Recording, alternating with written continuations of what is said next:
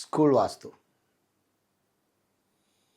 കുട്ടികൾ പഠനം നടത്തി വലിയ ആളുകളാണ്. ഈ കുട്ടികളാണ് നമ്മുടെ ഇന്ത്യയുടെ ഭാവി. ചില ആളുകൾ കലക്ടറാവും, ചില ആളുകൾ IAS-കാരൻ, പ്രൊഫസർ, ഡോക്ടർ, എഞ്ചിനീയർ, സാധാരണ പറയുന്നത് അത് രണ്ടുമാണല്ലോ. ഇത് കൂടാതെ തന്നെ വലിയ വലിയ പ്രൊഫഷണലുകളും നമ്മളെ വലിയ നേതാക്കന്മാരാകാനും ഒക്കെ പഠനം കൊണ്ട് തന്നെയാൻ പറ്റുക. വലിയ വലിയ സ്ഥാനത്തെത്തുന്ന വിദ്യാഭ്യാസ സമ്പന്നരായിട്ടുള്ള കുട്ടികളെ വാർത്തെടുക്കണോ, ആ സ്കൂളിനും ഒരു വാസ്തുവുണ്ട്. എങ്ങോട്ട് ടീച്ചർ തിരിഞ്ഞു നിന്ന് ക്ലാസ് എടുക്കണം, കുട്ടികൾ എങ്ങോട്ട് നോക്കിയിരിക്കണം, എങ്ങനെ ഇരുന്നാലാണ് കുട്ടികൾക്ക് കൂടുതലായിട്ട് എളുപ്പത്തിൽ കാര്യങ്ങൾ മനസ്സിലാകാം, ഹെഡ് ടീച്ചറുടെ റൂം എവിടെ വരണം, എവിടെ വേണം ബാത്റൂം സെറ്റ് ചെയ്യാൻ, എവിടെ ലാബ് വേണം, തുടങ്ങി കുറേ കാര്യങ്ങളുണ്ട്. എവിടെ പ്ലേ ഗ്രൗണ്ട് വേണം. ഇന്നത്തെ മോഡേൺ ആയിട്ടുള്ള വിദ്യാഭ്യാസ സ്ഥാപനങ്ങളിൽ സ്വിമ്മിംഗ് പൂൾ അടക്കമുണ്ട്.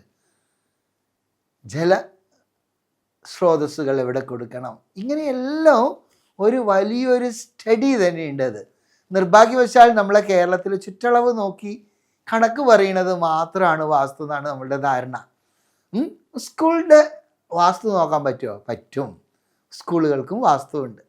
അപ്പോൾ വാസ്തുപ്രകാരം നിർമ്മിക്കുന്ന സ്കൂളുകളുടെ പ്രത്യേകത എന്താണ്? ഒന്ന്, അവിടെ വിജയ ശതമാനം കൂടുതലായിരിക്കും. രണ്ട്, ടീച്ചേഴ്സ് തമ്മിലും കുട്ടികൾ തമ്മിലുള്ള ഈ ഈഗോ കോൺഫ്ലിക്ട്സുകളൊക്കെ ഒഴിവാകും, കുറേയും കൂടി സ്വസ്ഥമാകും. മൂന്ന്, ഒരുപാട് സ്നേഹത്തിൻ്റെ ഭാഷ അവിടെ വരും, സമാധാനത്തിൻ്റെ ഭാഷ അവിടെ വരും. നാല്, റിസൾട്ട് വരും. നമ്മൾക്ക് എന്താണോ ഉദ്ദേശിക്കുന്നത്.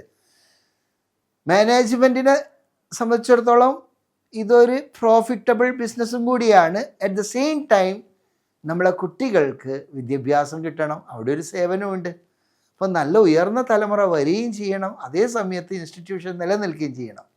അങ്ങനെയാണെങ്കിൽ ഏത് ദിശയിൽ വെച്ച് കഴിഞ്ഞാൽ സ്കൂൾ നന്നാകും.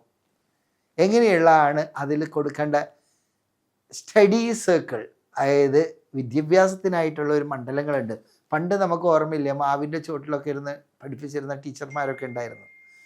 ഇതൊക്കെ യഥാർത്ഥത്തിൽ പ്രപഞ്ച താളത്തിലൊക്കെ അടുക്കുന്നതാണ്.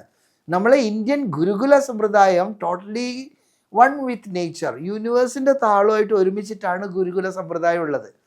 അപ്പോൾ ഈ ഒരു ഗുരുകുല സമ്പ്രദായത്തിലും ചില കാര്യങ്ങൾ അപ്ലൈ ചെയ്തിരിക്കുന്നത് ഇന്നത്തെ മോഡേൺ സിസ്റ്റത്തിലും മോഡേൺ സ്മാർട്ട് ക്ലാസ്സുകളിലും നമ്മൾക്ക് അപ്ലൈ ചെയ്യാം. അതെങ്ങനെയാണ്? അതിനാണ് ഒന്ന്, നമ്മൾ ദിശകളൊക്കെ നോക്കി അതിനനുസരിച്ച് അറേഞ്ച് ചെയ്യാം.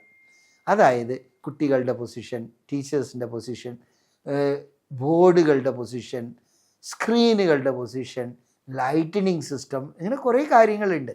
ഇതെല്ലാം നമുക്ക് നോക്കാൻ പറ്റുമോ? നോക്കാൻ പറ്റും. വാസ്തുഭാരതി വേദിക് റിസർച്ച് അക്കാദമി ഇതിനായിട്ട് നിങ്ങളെ സഹായിക്കും. വാസ്തുശാസ്ത്ര വിധി പ്രകാരം നിങ്ങൾക്കൊരു സ്കൂൾ ഡിസൈൻ ചെയ്യണോ? സമീപിക്കുക. തൃശ്ശൂരാണ് ആസ്ഥാനം.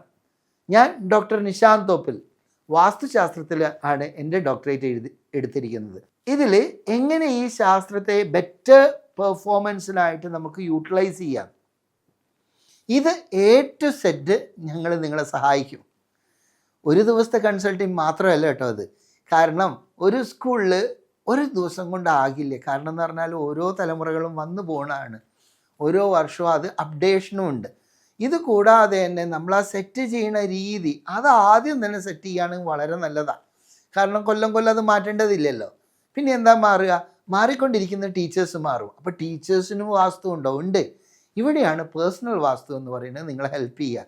എങ്ങനെയുള്ള ടീച്ചേഴ്സാണ്, എങ്ങനെയാണ് കുട്ടികളുമായിട്ട് മിങ്കിൾ ചെയ്യുക, പിന്നെ കുട്ടികൾക്കും ഏത് പ്രൊഫഷനിൽ അവൻ ശോഭിക്കും ഇതറിയാൻ അവൻ്റെ ഒരു വാസ്തു ഉണ്ട്. അവൻ്റെ പേഴ്സണൽ വാസ്തു അറിഞ്ഞോ നമ്മൾക്ക് എളുപ്പത്തിൽ അവന് പറ്റുന്ന വിഷയം നമ്മൾക്ക് തിരഞ്ഞെടുക്കാൻ പറ്റും. ഇങ്ങനെ പല മേഖലകളും പല രീതിയിലും നമ്മൾക്ക് വാസ്തു ശാസ്ത്രം അപ്ലൈ ചെയ്ത് ഒരു സ്കൂളിനെ റിസൾട്ട് ഓറിയൻറ്റഡ് ആയിട്ടുള്ള വെൽ സഫിസ്റ്റിക്കേറ്റഡ് സ്മാർട്ട് ക്ലാസ്സുകളും അതുപോലെ തന്നെ നല്ല ഭാവിയിലേക്കുള്ള നല്ല ഉത്തമ പൗരന്മാരെ വാർത്തെടുക്കുന്ന നല്ല ഒരു പണിശാലയാക്കി നമ്മളുടെ സ്കൂളിനെ മാറ്റാം. വാസ്തുശാസ്ത്രം ഉപയോഗിക്കുക, ഒരുപാട് സമൃദ്ധിയിൽ വളരുന്ന ഒരു തലമുറയെ വളർത്തിയെടുക്കാം. All the best.